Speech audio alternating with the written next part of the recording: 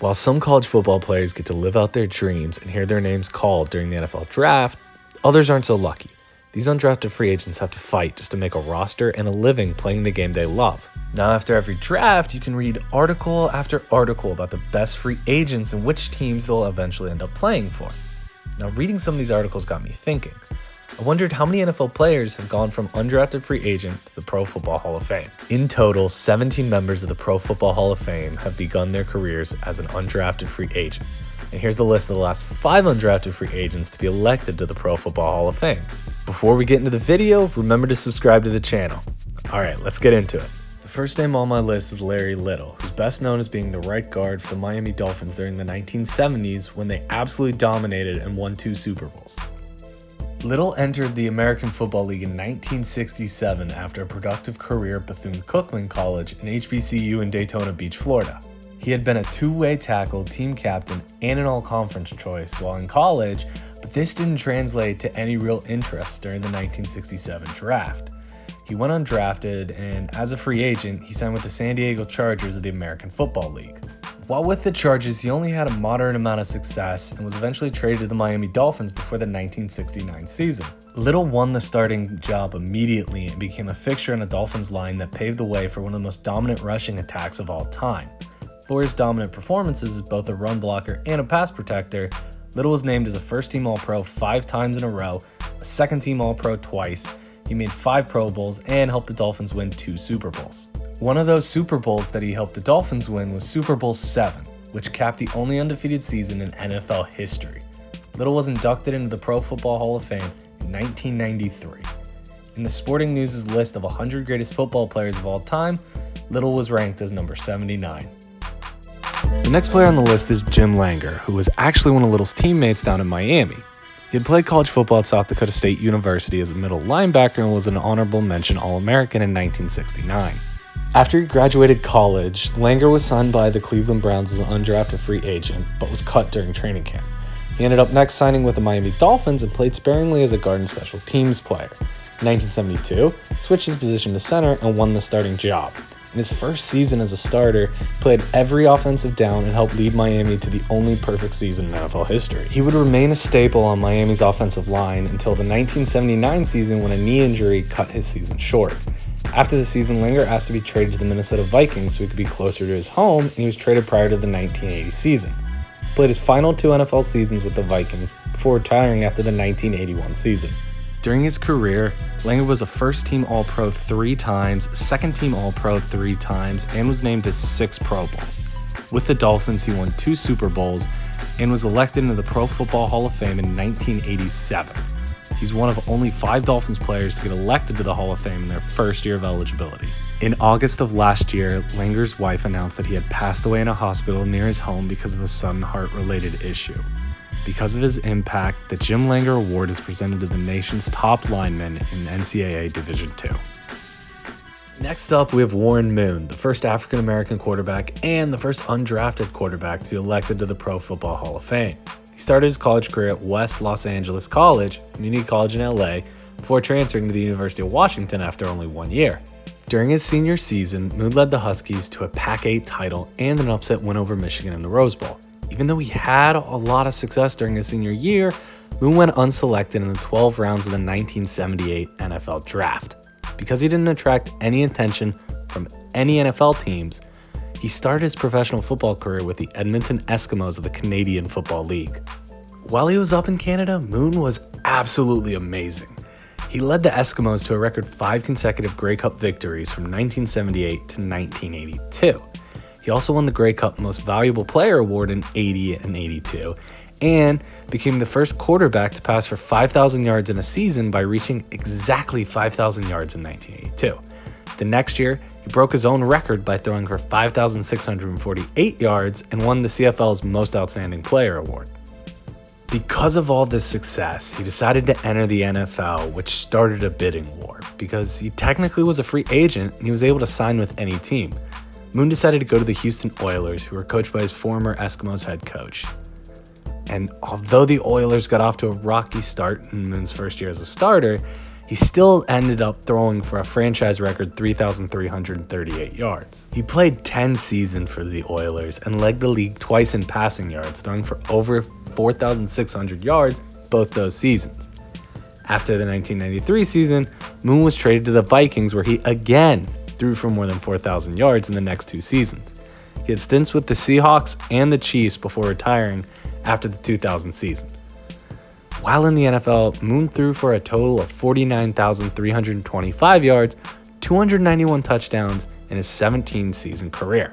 He was named to the Pro Bowl 9 times, first-team All-Pro once, and named to the first or second-team All-AFC team 3 times. If you were to combine his CFL and NFL stats, Moon would have thrown for more than 70,000 yards and more than 430 touchdowns. His combined passing yards would be good enough for 5th all-time on the NFL's career passing yards list. The only players who he'd be behind would be Drew Brees, Tom Brady, Peyton Manning, and Brett Favre. Even without his CFL stats, Moon still has the 11th most passing yards in NFL history.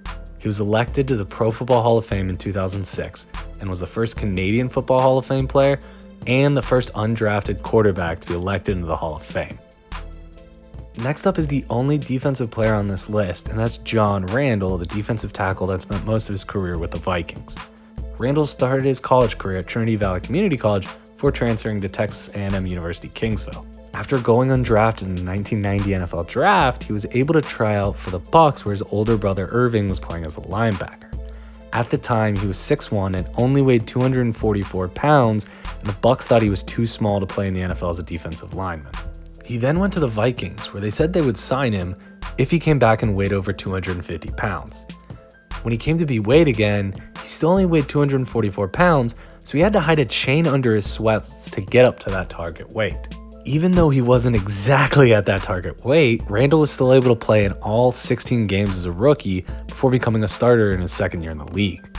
Over the next 2 seasons, he'd be affected by injuries, but starting in his 4th season, Randle played in 176 consecutive games and had 133 straight starts for the Vikings. After spending 11 seasons with the Vikings, Randle signed with the Seahawks before the 2001 season and played the final 3 seasons of his career with the team.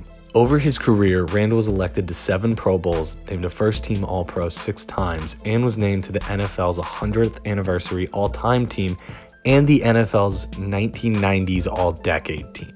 At the time of his retirement, Randle was tied for 5th all-time in career sacks, and his 137.5 career sacks remain the 2nd highest total by a defensive tackle in NFL history. Randle was elected to the Pro Football Hall of Fame in his 2nd year of eligibility in 2010. The last undrafted player to be elected to the Pro Football Hall of Fame is Kurt Warner. What makes his story even more special is he probably has one of the craziest paths of any football player to the Hall of Fame in NFL history. Played college football at Northern Iowa, was 3rd on the depth chart until his senior year. His only year starting, he was named the Gateway Conference Offensive Player of the Year. Warner ended up going undrafted in the 1995 draft, but he was able to work out with the Packers. Unfortunately, he was released before the regular season began. After his release, Warner stocked shelves at a Hy-Vee grocery store in Cedar Falls, Iowa for about $5.50 an hour. He was also working as a graduate assistant coach with his alma mater, but he always dreamed of getting back into the NFL. He had planned to try out with another NFL team, but no other teams were actually willing to take a chance on Warner, so he decided to play football where he could, which was the Arena Football League.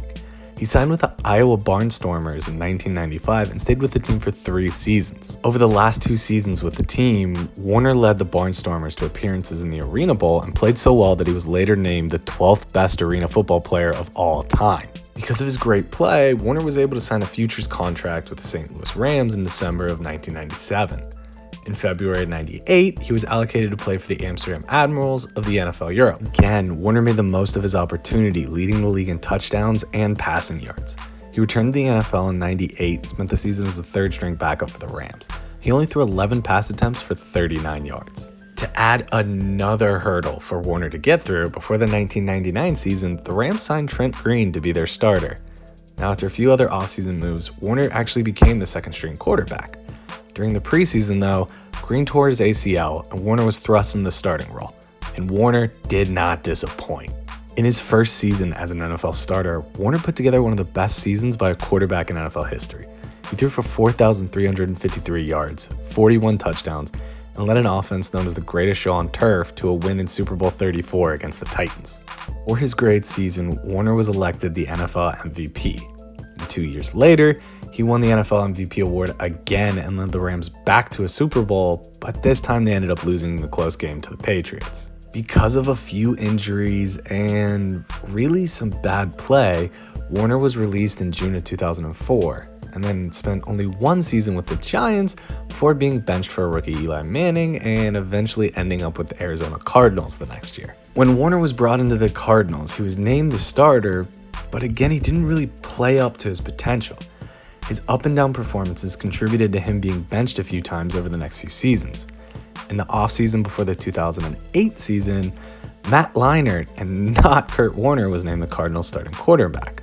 But again, Warner worked his butt off and was able to regain his starting position before the season started. That year, Warner passed for over 4,500 yards, threw 30 touchdowns, and had a completion percentage of 67.1. He ended up being named the starting quarterback for the NFC team in the 2009 Pro Bowl and led the Arizona Cardinals to their first Super Bowl appearance in the history of the team. They ended up losing the Super Bowl to the Pittsburgh Steelers, but this appearance in the Super Bowl made Warner one of 3 quarterbacks in NFL history who started the Super Bowl with 2 different teams. Warner was selected for induction in the Pro Football Hall of Fame with the class of 2017. Right now, he's the only person that's been inducted into both the Pro Football Hall of Fame and the Arena Football Hall of Fame. All right, everyone, that's the list of the last 5 undrafted free agents to be elected to the Pro Football Hall of Fame. If you liked the video, remember to subscribe to the channel. Have a good one.